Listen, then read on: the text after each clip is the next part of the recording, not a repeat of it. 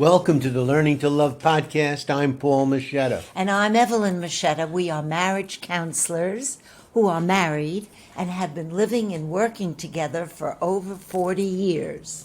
Today's topic is trust and the role it plays in marriage and committed intimate relationships. If you think about it, you'll see that without trust, the world as we know it would come tumbling down. Trust is the building block of all friendships, marriages, families, communities, government, nations. It's the glue holding everything together. As a couple, you create your mutual trust every day by how you treat each other and how well you uphold the commitments you've made to one another. We know from our study of couples in strong, healthy marriages that they shared a level of trust that was rock solid and made their relationships bomb-proof. Nothing could break them apart. We call this kind of trust unquestioned trust. In marriage and committed relationships, unquestioned trust means giving your heart to each other for safekeeping, with absolute confidence that it will not be broken. Unquestioned trust is a level of trust that is indisputable. It is a trust you have complete faith in and do not question. It is the same kind of trust you have in the sun rising and setting, in your heart beating and lungs breathing.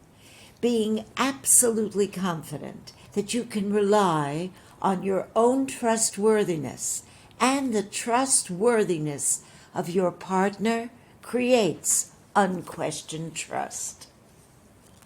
Unquestioned trust is the foundation your marriage sits on.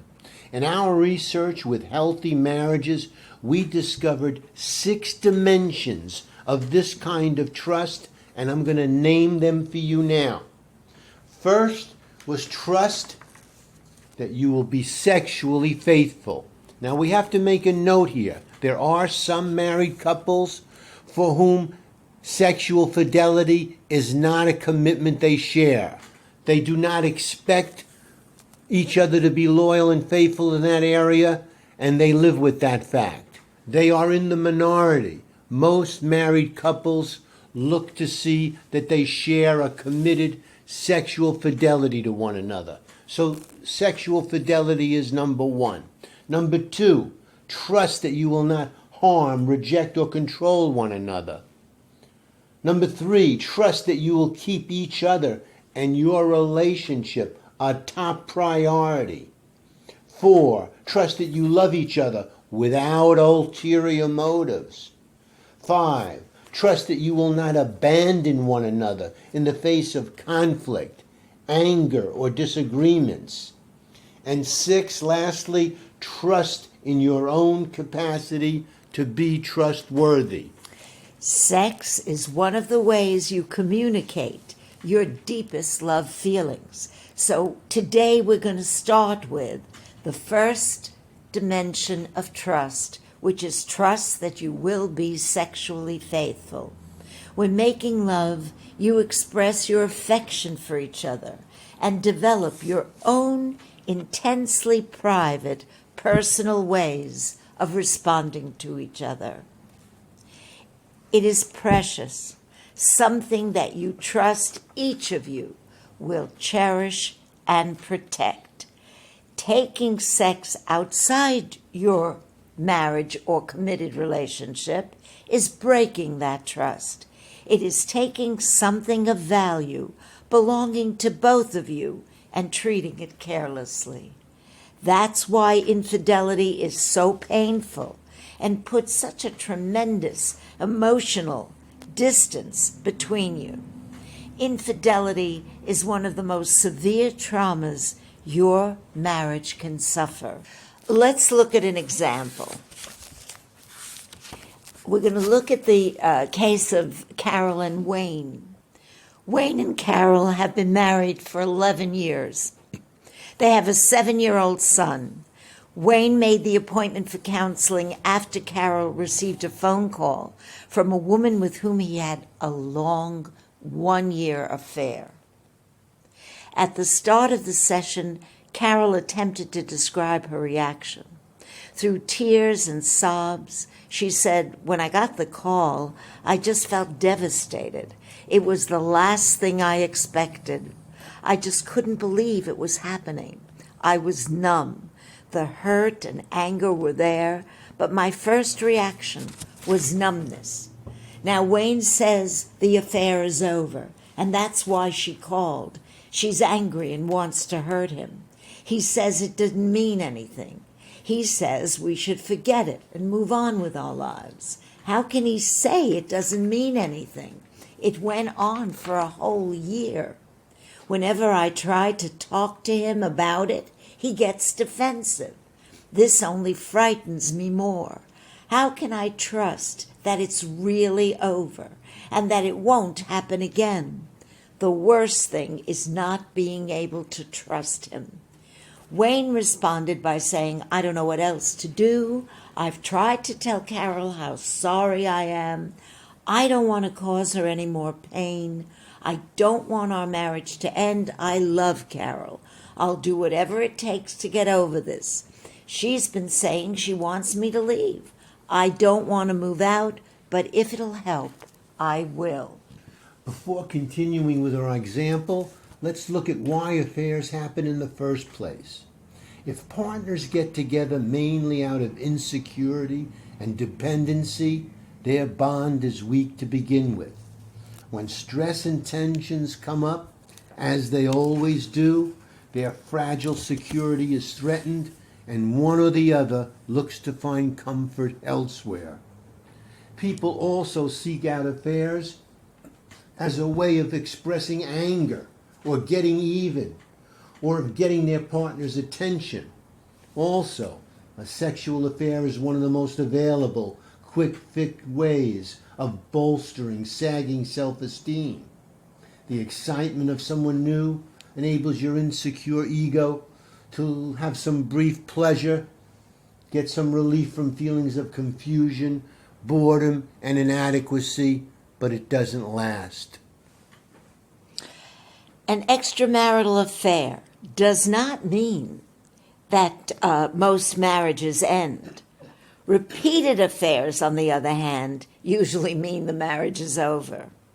Those couples who manage to stay together in the face of an affair usually do so by getting professional help. Unless the complex feelings of betrayal, hurt, rejection, and guilt triggered by an extramarital affair are dealt with fully soon after it happens, there is a strong likelihood that they will go underground and ruin the marriage. Now let's look again at our example. We help Wayne see that his apology and willingness to ease Carol's pain was an essential but not sufficient solution to their problem. We pointed out that Carol had a desperate need to understand his unfaithfulness, to make sense of it so it would not remain a mystery. This is the first step toward healing, understanding why. As Wayne searched himself, he gradually in touch with feelings of anger at Carol for around the last 4 years. He said Carol was someone who was very hard to talk to when she didn't want to hear what you had to say. There were times when he tried to talk to her about things that were bothering him, like her tendency to be critical, her weight gain, and her not keeping up good relations with both their extended families. Wayne felt she placated him, but never followed through on things she said she would change. Carol at first refused to even consider what Wayne was saying. On some level, she felt that listening to Wayne's complaints meant that her pain didn't count, that somehow she had brought all this on herself, and that Wayne was justified in what he did. We helped her see that none of this was true. Carol slowly got in touch with what she was feeling. She acknowledged that she also was angry at Wayne. She experienced him as harshly judgmental and unaffectionate, both outside and inside the bedroom. Carol, though, went on to say that no matter how angry Wayne felt, he still was not justified in cheating on her. We agreed, and we emphasized that Wayne had no justification for going outside the marriage. However, at the same time, it was essential for both of them to understand what brought them here in the first place. As they made progress, understanding each other's hurts, Carol was plagued by emotional flashbacks of Wayne's affair. I'm always thinking about it, she said. The thought pops into my head at different times, and I start to feel hurt, angry, and depressed all over again. I'd be feeling good, and something he would say, or something else, a song, a TV show about someone cheating, would cause me to remember it, and I'm often running in my mind. These emotional flashbacks are a common reaction to the trauma of broken trust. Through therapy, Carol came to see that entertaining these flashbacks, dwelling on them, served a purpose, which was self-protection. They helped her keep up a wall of safety from Wayne, but they also kept trust from being reestablished. Gradually, she got better at witnessing these flashbacks when they came up and letting them go. It took Wayne and Carol 2 years to get beyond the damage to their trust. They both made a pledge to each other to live in the present. Carol had to use all her energy to pull herself into the now moment every time thoughts of the infidelity crossed her mind.